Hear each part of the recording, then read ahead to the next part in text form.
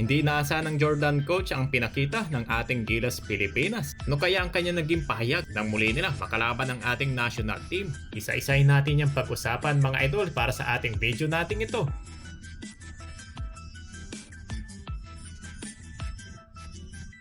Habang papalapit na dito ng papalapit ang araw ng FIBA Asia Cup ay mas lalo pa ditong tumataas ang kumpiyansa ng Gilas Pilipinas ngayon. Kahit hindi pa nga dito nagsisimula ang tunay na bakbakan ay naramdaman na ang husay at lakas ng ating national team. Ang huling laban nga nila bago nga nila dito makarap itong Jordan ay kontra nga sa Macau Black Bears na kung saan nahabol nga nila ang 20 points na lamang. Doon pa lang mga idol mukhang alam na natin na maganda talaga ang magiging laro nila dito sa tournament na ito. Sa paglipad na nga nila sa Jeddah sa Saudi Arabia na nagkaroon nga sila ng tune-up game kalaban ng Jordan. Pero ang nakakalungkot lang dito mga idol ay naging private game nga itong tune-up na ito. Wala man lang ditong lumabas na highlights o replay sa game na ito. Pero ang good things nga dyan ay tinampakan natin itong national team na Jordan. At ang bagong balita na nga dito mga idol ay nilabas na dito ang FIBA Asia Cup na Power Rankings 2025 Volume 2 mga idol. Para may idea nga tayo dito, nung nakarang linggo ay nilabas nila dito ang Volume 1 na kung saan nga ay napakalayo natin na pangwalo tayo sa pwesto ng rankings. So heto mga idol, after na nga ng wings natin sa mga tune-up games, makikita natin dito mga idol na tumas na tayo dito ng 2 pwesto. Naging pang-6 na ang ating national team. Makikita rin natin dito yung bawat detalye kung bakit tayo dito tumaas. Dahil din dyan, may naging magandang momentum rin tayo na back-to-back wins. Dito na nga sa Macau Black Bears at Jordan. Napansin na nga dito ng FIBA yung ating athleticism